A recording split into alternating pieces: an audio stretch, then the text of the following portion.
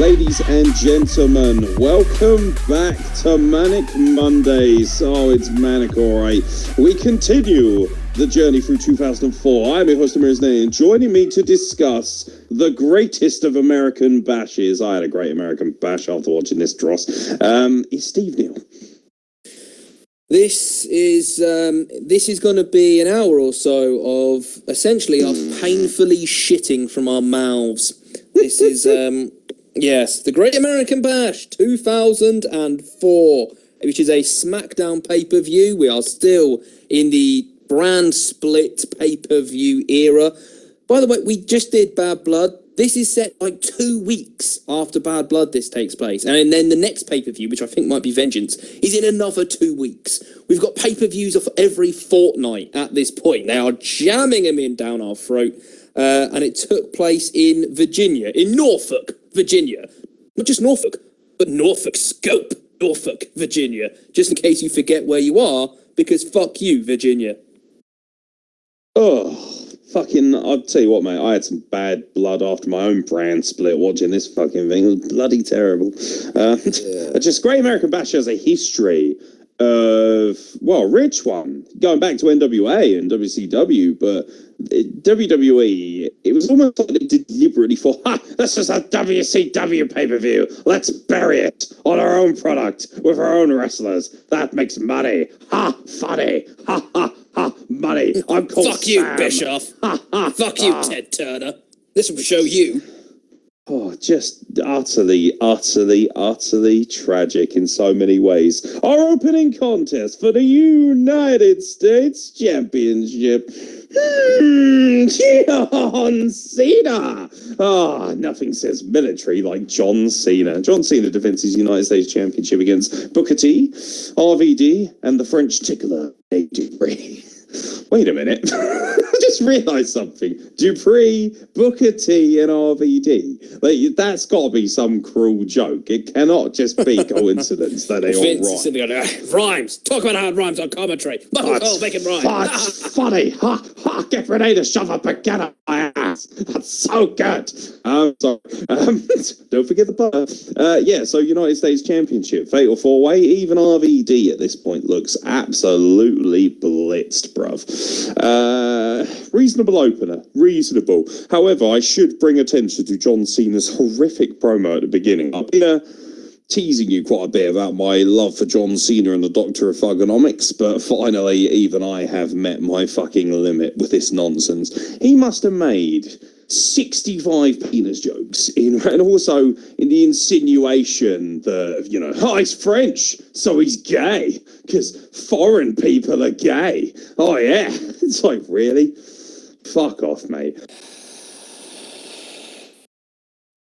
Must have been seething. Yeah, it's the whole thing is, right, that because obviously we're in the midst of George W. Bush's Iraq war and they're going after the WMDs and all this shit in the real world. And obviously Vince loves a war because war equals money. So that's basically what we're getting. There's lots of talk about, the American servicemen and women, and this is for the troops. Great American Bash is a morale booster for the troops. You put on this shit, I'd have been walking onto IEDs if this is what I had to watch, and I was sitting in fucking Iraq. Honestly, awful. And then so they throw out, obviously, Mr. America, John Cena, to say how the French, who aren't really keen on going to war in Iraq, are gay because they don't want to go to war in Iraq. It's basically the whole thing. It's absolutely ridiculous. Really random thing. I saw on Twitter the other day that someone had put up an old, centerfold from The Sun, from this era, from 2004 and the Iraq War and all that. And on it, they'd done a dartboard. So you could throw darts at everyone, faces of everyone who disagreed with going to war for being unpatriotic. So you had, Jacques Chirac, the French president, and, Ken Clark, and a bunch of, MPs and shit. And then randomly you had Robert Pires from fucking Arsenal player on there. It's poor Robert P. Yeah, exactly. Just Pompey fans, just putting him on. Anyway, that's got nothing to do. Yeah, this match was okay. The fact that it was an elimination match made it different, and the whole thing was Kurt Angle trying to screw over super babyface John Cena. But the problem was it made, and what you ended up doing, or what, you know, the talent ended up coming together and deciding is, for a lot of it, we're just going to stand on the outside and just let two guys fight, and we'll just take a breather. So Booker T starts the match off just saying, "Oh, let everyone else fight." And then, you know, when RVD comes out, give him a bit of a shoe-in and whatever, and it was fine. But it just, the finish of the match where Booker T kind of pulls Renee Dupree off from making the pin on John Cena then made no sense. It made it it just made it idiotic. It insulted our intelligence as fans. So I really disliked that. The match was okay, but it wasn't, you know, this is not 5-star classic territory, but as an opener to the show, I thought it was fine. It was pretty long though. It went like pretty much 16 minutes.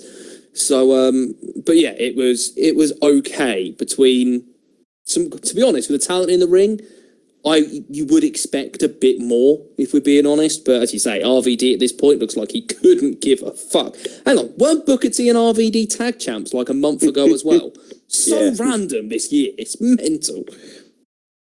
Yeah, they mentioned the fact that Booker T had turned heel. One thing, it was a weird match, because I really like the dynamic of guys thinking, fuck it, you get in the ring, and just standing on the outside. I thought that was quite smart, because ultimately, if there were 4 men fighting each other, you probably would sort of bide your time and let the other guys kick the shit out of each other.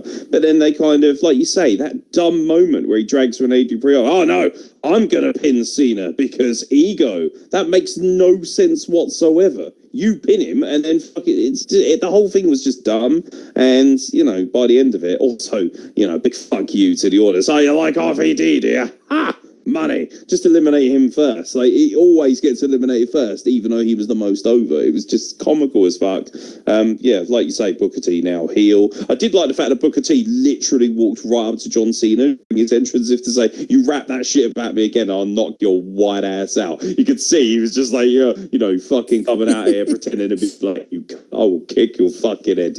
Really good. Really enjoyed that. But yeah, it was an okay opener. It was fine. But like you say, you'd expect a bit more from these guys. You know, Booker T is a seasoned veteran. You know, John Cena's kind of in his prime, if you want to call it. Although, for me, he is just not a good wrestler. He never improved once as a wrestler, has he? He's still doing that same stuff to this day. And that is why I think when you look back at it, people hate him, like, with such a, because he's never evolved, he's never improved. If you look at all the greatest wrestlers, Undertaker, Stone Cold, and all that, they all evolved their characters. They added different nuances to their character. You know, the reason I liked Thugonomics, I think, is because at least it had some edge. Like, but even then, his wrestling ability is woeful, and he really brings down the quality of matches. I really believe that, and he certainly did in this respect. So, yeah, like you say, it should have been better, but it wasn't. It should also be pointed out that Dudley defeated Jamie Noble on the pre-show, which I thought was very, very funny. Tried to find that match as well, couldn't find it anywhere. Erased. Anyway, the United States Championship, it's good. But it's not Luthor Reigns versus Charlie Haas, is it? So backstage, Kurt Angle is fucking furious that Charlie Haas had the nerve to have a conversation in a corridor. What the hell is wrong with you, man? Also, what the fuck was that about? So I'm getting the impression Charlie Haas is with Miss Jackie, right? Who was wearing, red, white, and blue, as were all the women, all dolled up, looking fantastic. No denying that she has a beautiful physique. What the fuck was? She's got a crack in Norks. You get me, bruv? Sorry. So yeah, fucking Miss Jackie standing there with Charlie Haas, right? Which is the most innocuous pairing ever. And then John Cena basically comes past and goes, "Do you want to fuck me?" It's like, what the fuck was that? Yeah, hit me up on the two-way. The two-way? Get your BlackBerry out, bruv. Fucking have a chat. Useless. You fucking idiot. You literally are. What's a two-way? Is that like a radio? Like a two-way radio? It's a trucker. It's a two-way, yeah. Just going down the highway. Oh, it's John Cena here, rapping about dick. Anybody He's got his fucking snowball handle. Brilliant. Yeah, this has been another ice. It's fucking tragic. The two-way. Yeah, Kurt Angle's incensed by this, so he decides that I'm going to give Luthor Reigns a match. For some reason, he's turning into Vince McMahon, which I think's really funny in a wheelchair. It's like he's channeling Sweet Zombie Linda, but in heel mode. It's great fun. And, the following contest should not have happened. Luther Reigns beats Charlie Haas in about 7 minutes, which is about 6 minutes too long. It was bloody awful. And also, I don't get it. Miss Jackie comes out and sort of gives Charlie Haas a bit of a kiss, a little bit of a dance with him, and you just think you literally were just like coming on to John Cena and vice versa. Like, what the hell's going on? And then Luther Reigns, as I mentioned to you, his entrance was great because he didn't have an entrance. He just wheeled out his dad. Out comes Kurt Angle, and he's like, just wheels him out in his wheelchair. And he's like, all right. And also the sexual overtones of this match. If you listen carefully, you can hear Kurt Angle a lot during the match. And he's like, and he's just like, yeah, get on him, Luther, get on him. He's like, yeah, end him, do him. It's just like really sexual. And then all of a sudden he gets really posh and he's like, time is of the essence, Luther, time is of the essence. Like, just like, chop now. Like, just so random. Terrible match as well. Although Luther Reigns' finisher was pretty sick. But yeah, oh no, bad. This was one in a plethora of terrible mid-card matches. Yeah, the mid-card on SmackDown at this point is fucking toss. It is as shit as it has ever been, and this literally proves it. Now, the problem that you have with French Tickler. The problem that you have with Charlie Haas is that he's a complete charisma void. It's not believable that he would be flirting with anyone because he has no facial expressions. It's like he's been injected with Botox in every single molecule of his face. And he's out there with Lex Luthor, Roman Reigns. And honestly, this guy has got, again, zero charisma. He's just really, really big and muscular. He is shredded. He is a very big man. But again, there's just not really much in the way of any wrestling ability there. There's no charisma. There's no build, because this is exactly the kind of segment and match that you would expect to happen on a weekly episode of SmackDown. It's just a throwaway match that should really be a squash match but goes too long. And it's just completely pointless. It's just filler. It's just, right, well, we're 10 minutes short on the show tonight, so we'll throw this match out there. Kurt, get pissed off at Haas in a corridor, and then we'll throw the match out. Rubbish. Absolute rubbish. And then the Kurt Angle thing, right? So this is typical. This is exactly what John Moxley was talking about when he was talking about when he was talking about Vince McMahon and his love of random props. So Kurt Angle has got a legitimate neck injury at this point, which he's resting and rehabbing, and he can't wrestle. He's decided to do that rather than go down like a long surgery route, which would keep him out for longer, but would be a better fix because he's a fucking idiot. So he's just not wrestling, but they still want him to be a character on TV. So instead of just saying he's got a neck injury, putting him in a neck brace and having him in a wheelchair being wheeled around if you need a wheelchair, instead they decide that he's got a broken leg, and they smack him in a huge fuck-off cast and put him in the wheelchair because that's funny. Ha ha ha! Look at that cast on his leg. Ha! Casts are funny. Broken legs are hilarious. So shit. It's so shit. I hate it. And I hated this match. It was literally 7 minutes of my life that I wish I could get back, even if getting it back meant that I had to anally fuck a cheese grater. Awful. How do you anally fuck a cheese grater? Like, I would put a cheese grater up my arse, is basically what I mean there. I must see that. I would to grate the inside of my sphincter with a cheese grater. One of those ones that looks like a pyramid. Just lower myself onto it so that I get an uneven grating. A long grating on one side and then the very small Parmesan-style grating on the other side. You've just given up something that I imagine most people didn't realise, and that is that the other side is for Parmesan. Well, I don't know. It makes smaller fucking bits of cheese and it melts faster on top of my spaghetti bolognese. Yeah, absolutely. I'd love to see your spaghetti bolognese over this match any day. For the Cruiserweight Championship, Rey Mysterio defends against Chavo Guerrero in what was easily a match of the night. This was very much this. You know, they had a lot of mentions, didn't they, to WCW? He's appeared on Great American Bash before for WCW. Yeah, this was great. This was very typical of a WCW pay-per-view from 2000 because the cruiserweights saved what little fucking self-respect it had left. This was a great match, but unfortunately we've seen it a few times already. That notwithstanding, I thought this was genuinely a really good match. If you're going to go out of your way to watch one match from this show, it's this one. Don't bother watching anything else. But this match was really good. Two wonderful, ring generals, so to speak, hands in the ring who know what they're fucking doing. Speaking of cheese graters, and yeah, they were just phenomenal from bell to bell. And there was no interference either, which was nice. There was no nonsense. It was just, this is the first time I'd seen these two just go out there and have a great match. Although it was alarming to hear that Rey Mysterio had won the Cruiserweight Championship from Chavo Classic a couple of weeks beforehand. That is not something anybody should have. Chavo Classic, the man who got caught with his pants down at the age of 60. Terrible. Absolutely terrible. But it is what it is. And this was a great match, to be fair. And helped at least pass some of the time. Yeah, this is the only good match on the card by a distance. It's the second longest match on the card as well. It was just a shade under 20 minutes. But this was 20 minutes that flew by and we used properly to tell a really good story and to kind of display the phenomenal athleticism and technical ability of both guys. I thought it was really, really good.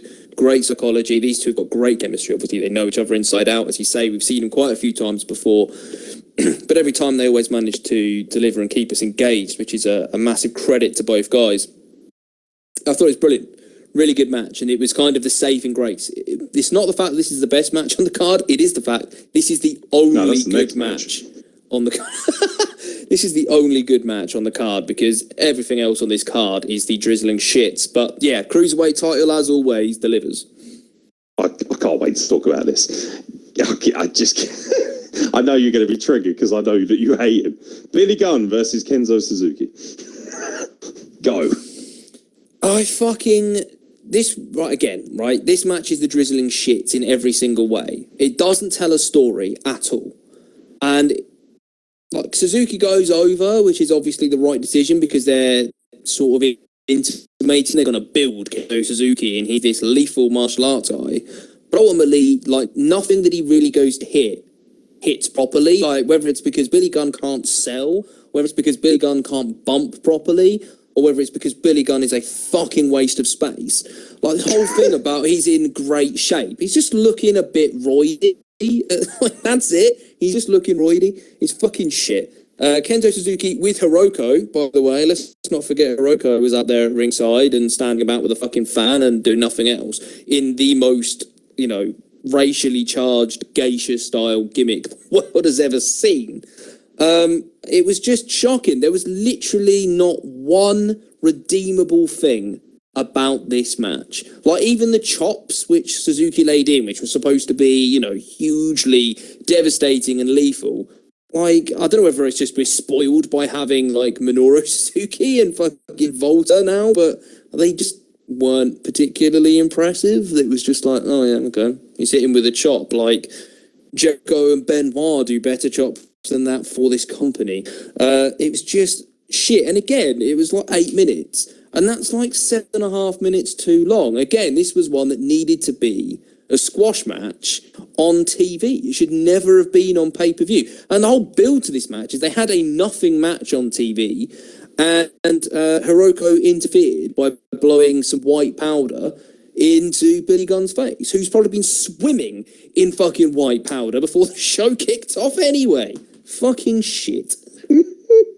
Swimming in it. I just like the idea that when she threw the powder, he's like, oh yeah, that's the stuff right there.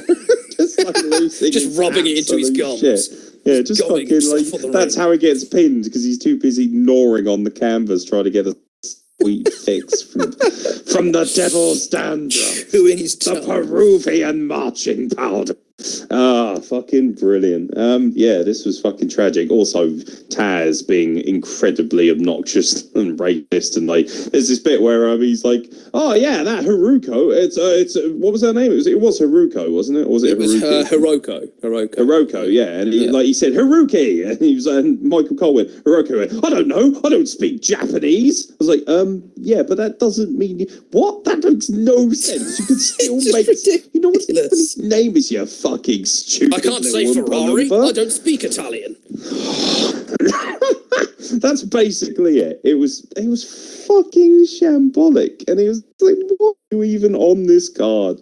Absolutely tragic. By the way, Kenzo Suzuki, man, oh dear, like this was a legitimately great wrestler for New Japan, and here he is wheeled out as some fucking chopstick prop. Fuck you. Now, speaking of fuck you, Sable versus Torrie Wilson. I have the same approach to this that I did last time around that I had these garbage matches, and that is go fuck yourself. Yeah, we know that both of you are very, very beautiful, and you've both been in Playboy, and we're very pleased for you for that. Bobcats! But honestly, this is a drizzling shit. And again, Taz and Michael Cole are just really, really horny on commentary. And the thing is, there's not really a SmackDown women's division. Like on Raw, at least, you know, we've got Lita and we've got Gail Kim and we've got Trish Stratus and we've got women who can wrestle, you know, Victoria over there as well. We've got not really much going on SmackDown. So they make it Torrie Wilson and Sable is their go-to rivalry. Like, we don't have a women's title over here. We're going to make that our rivalry because they've fallen out after being in Playboy. And like Michael Cole trying to sell the premise for this match of like, Sable's jealous that Torrie Wilson was on the cover of the WWE magazine this month. What the fuck are we watching? And obviously two women who cannot wrestle at all. They've got no technical ability. The striking looks shit. They can't bump. Like, they are two models. Like, that's, you know, who they are. They're models, they're valets, and they're brilliant at that aspect. They are great at that aspect. But being actual in-ring performers, they're obviously lacking massively. They're willing, without a doubt. They go out there, they work hard, they try their best. They're just not very good. They're very limited. And this goes on for 6 minutes. 6 minutes for Sable to pick up the win. Honestly, and Sable picks up the win with the worst, like, roll-up ever, because it's supposed to be, I'm holding her shorts, but Sable basically falls over while trying to deliver it, so Torrie Wilson ends up basically on her side, with the referee obviously being able to see that not just one shoulder is up, neither shoulder is on the canvas, and just counts the 3, like, fuck this, I'm getting this over and done with, it's shit. I'm not having one more second of this nonsense being involved with this absolute bollocks. And on it, like, the best joke that comes out of commentary, maybe from the entire show, is talking about who's got the better hair, Charles Robinson, Torrie Wilson, or Sable. Honestly, it was just shit. Awful again. Fuck you is the right response. Mordecai versus Bob Holly will save us. But honest, when they read out, I think it was during the Luthor Reigns match, they read out, don't forget Mordecai to come later. Oh, right. Oh, well, I'll fucking stay tuned then. Jesus Christ, I'm glued now, you cunt. How? How do you have this much shit in a row? How is this part? This might be the worst 3 matches in a row in the history of wrestling. Suzuki versus Billy Gunn, Sable versus Torrie Wilson, and now Mordecai versus Hardcore Harley. Oh, good old Bob's gonna go out there and do the job for fucking white trash over here. Jesus Christ, mate. This pasty motherfucker comes rolling out with unbelievably ridiculous cross. At this point, you could see they were like, yeah, we don't care anymore. I think he got released pretty soon after this. This was his last pay-per-view offering, if I'm correct in saying. This was fucking toss. Absolute toss. Oh, Bob Holly, right? Just refusing to sell for half the match as well. Just being the cretinous shitbag that he is. Like, oh, mate. Fuck off. Like, I don't have anything to say about this match. It was terrible. It's fucking dross. Mordecai wins. He's shit. And he was, the fact that he was tenfold better as a fucking vampire on the rebooted ECW tells you everything you need to know about how stupid this whole thing is. This gimmick sucked ass. It was dead in the water from the get-go. You know, the premise of it sounds good, but oh, fuck off. Useless. The white Undertaker. He may as well have just come down dressed as the KKK. He would have had more heat from that. Fucking tragic, mate. Dross. It's just ironic, really, because I'm sure Bob Holly probably loves the KKK. What he definitely does. Having this white Undertaker gimmick would have worked better on a black guy, I think. Because if you're saying Undertaker, Bob is Lashley. like, you know, the black Undertaker. What a career boost it could have been for Shelton Benjamin to have been Mordecai. It was awful. Mordecai looks like, it is like the Will Ferrell's character in, you know, I think we said it before, it is the Will Ferrell character out of Zoolander. It's just shit. It's nonsense. It looks stupid. And he can't wrestle. The match is rubbish. Bob Holly is just wank. And the problem is, and Vince had an obsession with doing this, having young guys go in there with someone like Bob Holly, whether it's to get squashed and make Bob look strong or whether they're going to go over Bob Holly. The problem is that Bob Holly doesn't sell for people and he's overly stiff and physical in his matches. So he ends up basically just, it looks shit as a fan, and the whole idea is, well, what a learning experience, sitting under the learning tree of Bob Holly's clotheslines. It's just rubbish. As a fan, it looks awful, and that's with people who've got talent, and Mordecai did not have a huge amount of ability, bless him. Yeah. So, aside from some very terrible backstage skits, there was one that very much amused me, and that was Renee Dupree asking Dawn Marie, who, to be fair, looked insane in that beginning. Oh yeah, this was when the Divas were basically doing interviews in and around a pool for no reason whatsoever backstage. They just set up a huge paddling pool and shoved Divas in with their tats hanging out of bikini tops.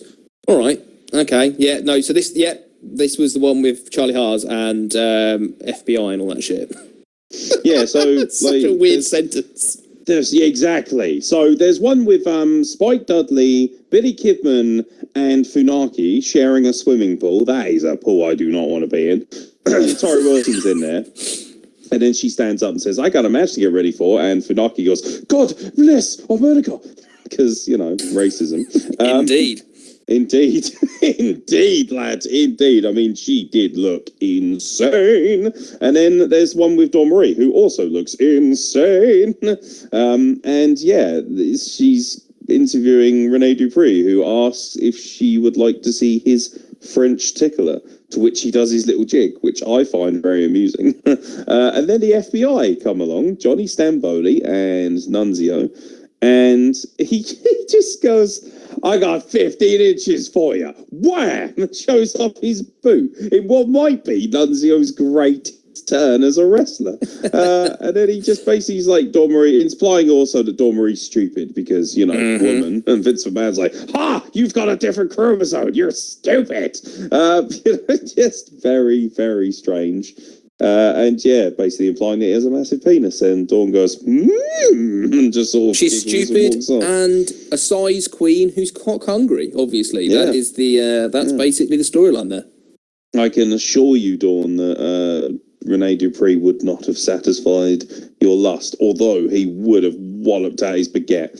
So, you know, there is that. So yeah, we're moving on swiftly for the WWE Championship. Yes, ladies and gentlemen, the WWE Championship, a Texas bull rope match.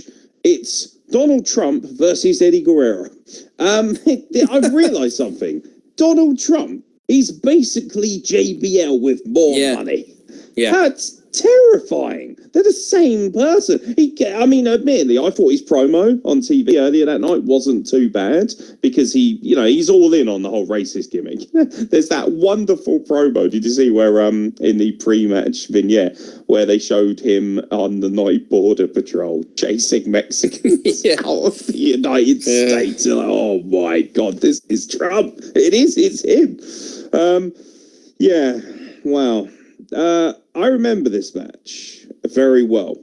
I was 19 at the time, and I was very angry. Very, very, very angry. I remember Eddie Guerrero was the champion that we all dreamed of, and Eddie Guerrero winning the title was beautiful. So much more beautiful than Chris Benoit winning it.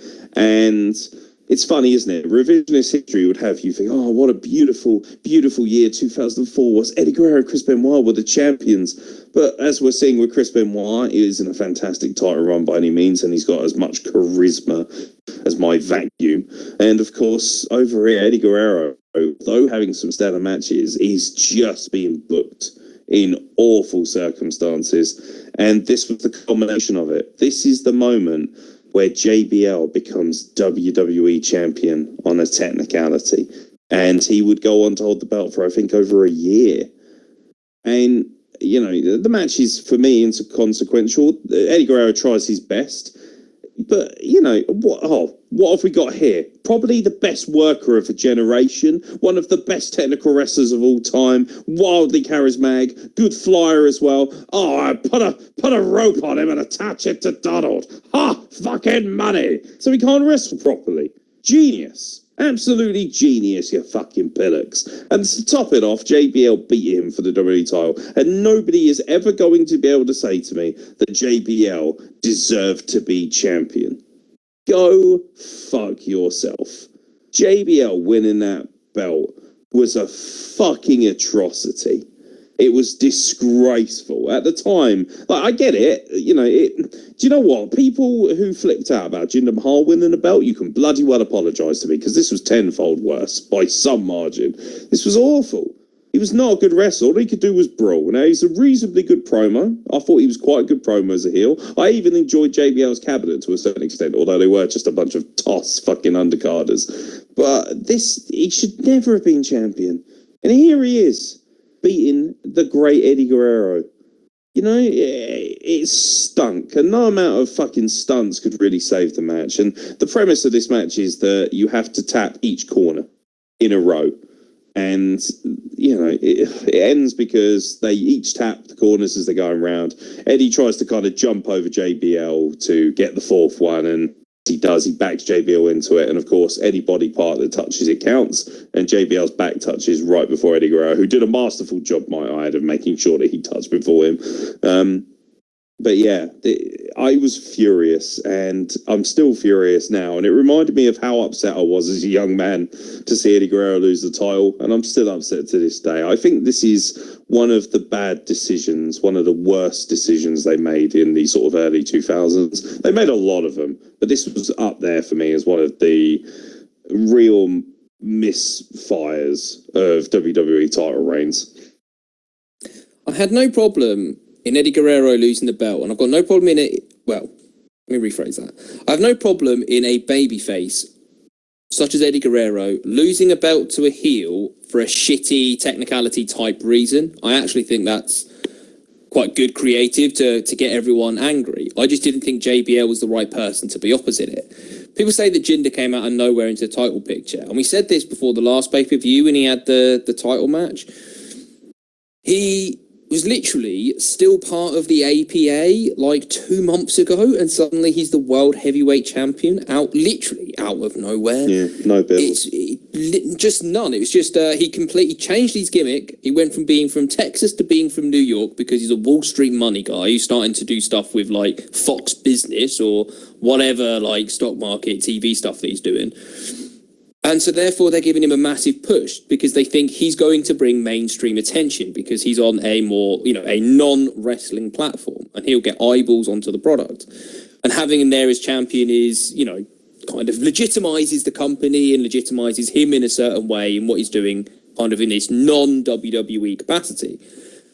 And it doesn't work because JBL is one of, if not the worst drawing in terms of money and attendance and pay-per-view sales and live attendance WWE champions in history. Worse, by the way, than Jinder Mahal. By a long way. People did not connect to it at all. Because, as you say, he wasn't a good wrestler. His matches weren't particularly entertaining. he was an okay promo, but he was very much singular in his gimmick of, especially in his feud with Eddie Guerrero, it was just really cheap. It was just cheap heat of, I hate Mexicans, and any American who says that they like Mexicans or that they like immigration isn't really an American and can get out. Now, at least people at this point, bearing in mind, you've got, this is height of pro-America Iraq war time, an Afghanistan war. George W. Bush is your president. This is height of America loving itself. Elite, they still booed JBL. That JBL gimmick comes out now under Donald Trump. It gets fucking cheered out of every building. Like, this is the gimmick that, inspires we the people for Jack Swagger. It's not very good. And it's just controversy equals cash grab by Vince McMahon. This match is shit. And I don't know if I've ever said that about an Eddie Guerrero match before. He's just always manages to find a way to deliver a banger, even when he's in there with someone who's not of his standard, or when he was, kind of in the mid-card in 2000 and he was given a very small amount of time, going in there with Perry Saturn or, throwaway tag match or whatever. He still managed to make it entertaining and good, and you still got into it. This you just couldn't until, Kurt Angle coming out at the end and stripping him of the title. You just weren't into it. You just couldn't feel invested because it was so poor. And it's such a shit gimmick match as well. It's a 4 corners match with a bull rope. It's just rubbish. It's a rubbish gimmick that doesn't suit, as you say, someone like an Eddie Guerrero to go out there and put on a good match. It was really, really poor and so frustrating for people who adore Eddie Guerrero to see him having to have matches of this sort of quality is actually quite difficult to watch in a lot of ways. But yeah, it was shit, but it wasn't your main event. That's what scares me, is that it wasn't the main event. And I remember what the main event was, because I rang you up and asked.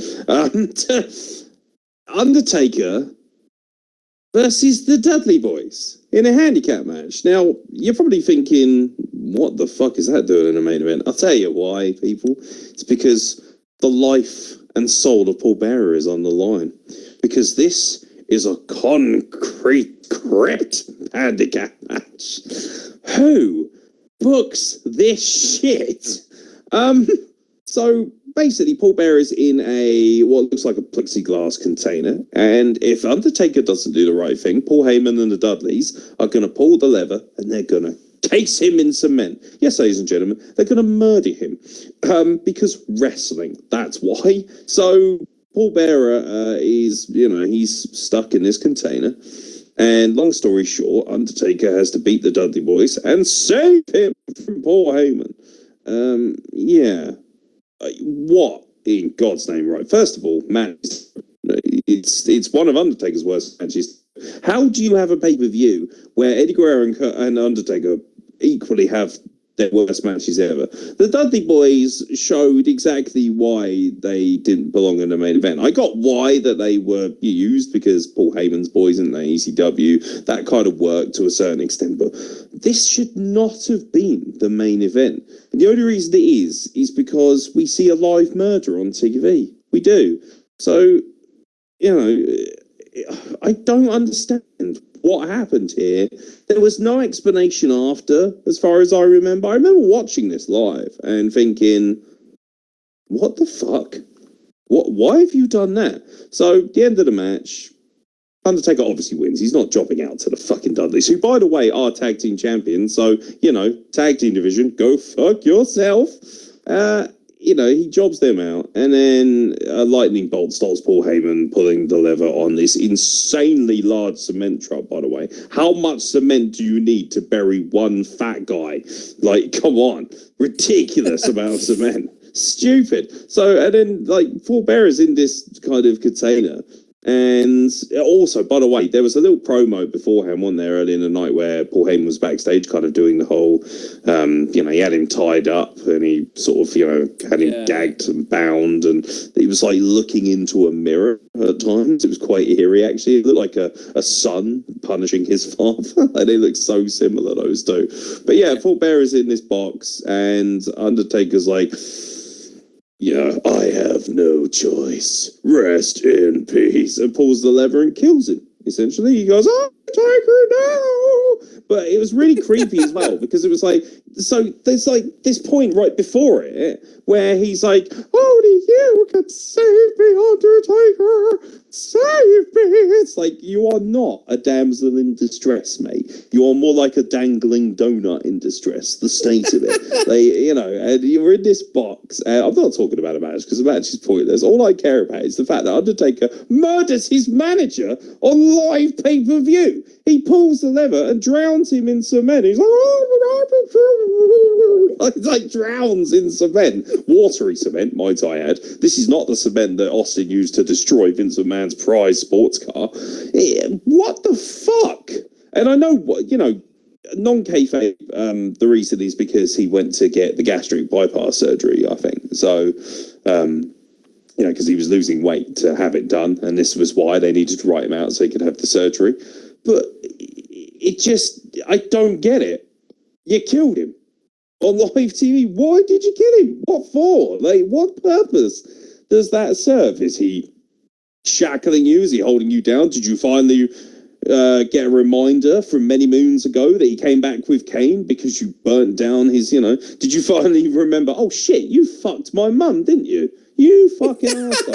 Like, that's what he meant, because remember that storyline where he apparently was the father of, Kane, because he had an affair with Undertaker's mother at the morgue of all places, because nothing gets heightened sexuality like banging on a corpse, mate, I'll tell you. Like, just the whole thing. I'm going to bone you on this cadaver. This is all, it's all coming around full circle, because then Kane, of course, Triple H dressed up as Kane, banging that corpse, necrophilia, and I'm thinking, do you think they all went to the same funeral parlour? It's just one giant incestual WWE orgy. It's like eyes wide shut. Parties at the funeral parlour. It's like eyes wide shut for goths, mate. It's fucking ridiculous. This whole thing is just disgraceful. I honestly, what a punctuation for what is one of the worst pay-per-views I've ever watched. What a punctuation for it. Undertaker kills a fat white man in a cement box. That's the punctuation of it. Very, very strange. Yeah, I get they wanted to write him off TV and write him away. Why not just have Undertaker fire him? Why not just have the Undertaker say, I don't need you anymore, Paul? Or why not have, like, a buried alive match, which is, such a classic Undertaker match, but, with a twist that Paul Heyman or Paul Bearer will get, one of the two will get buried, depending on who wins or whatever. It's so weird. Such a weird premise. And again, it's that Paul Heyman now has control of the Undertaker's urn, which means he's been controlling the Undertaker's actions in the last few weeks, and so he's going to do the right thing. He's going to lay down, and the Dudleys are going to pin him.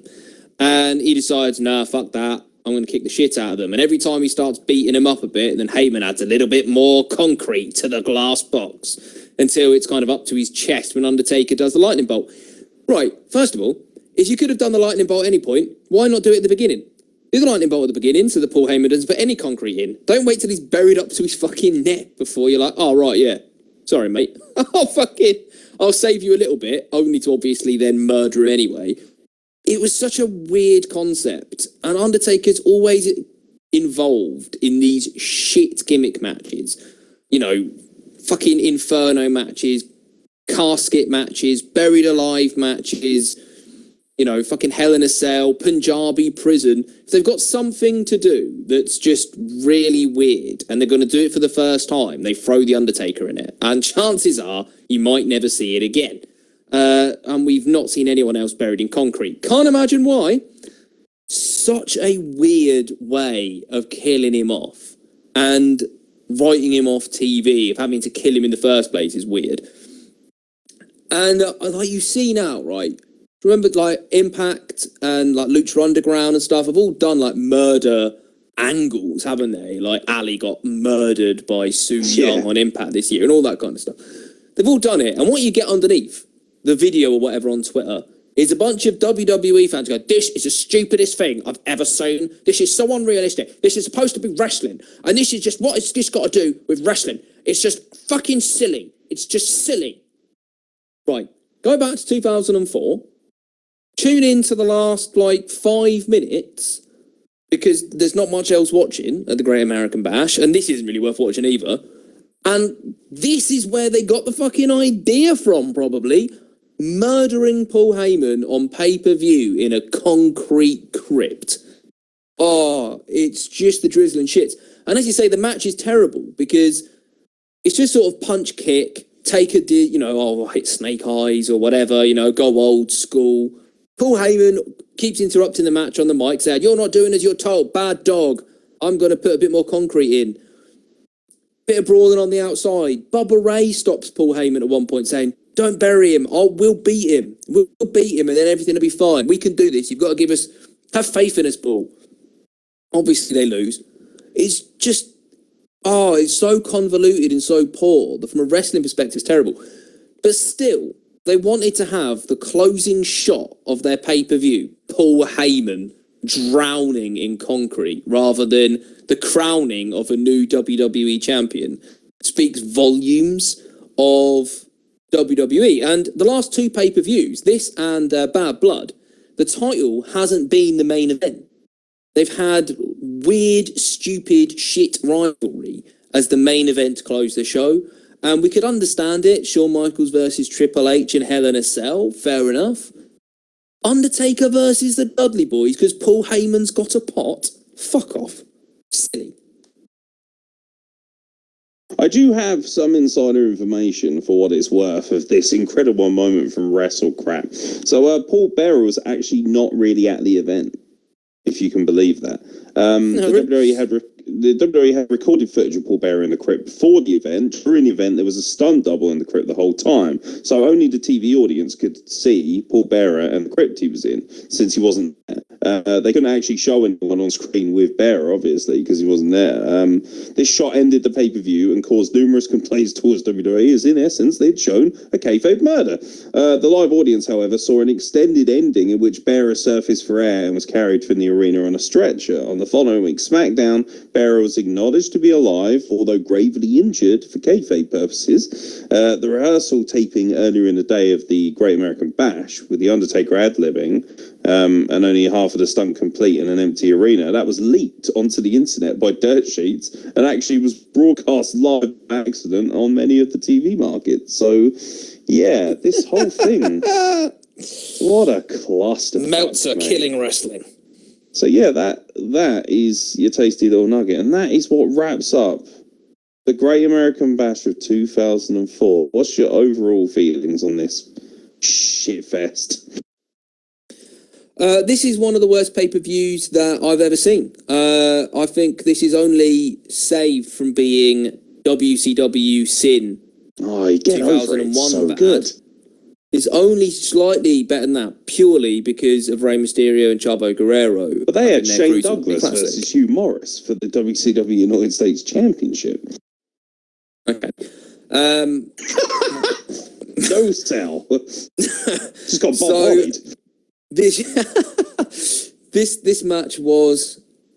This show, this pay-per-view is just awful. It's just got the one match, which is good. It's not enough to save the pay-per-view by any stretch of the imagination, but it's a really good match that people should go back and watch. I think it's the third match on.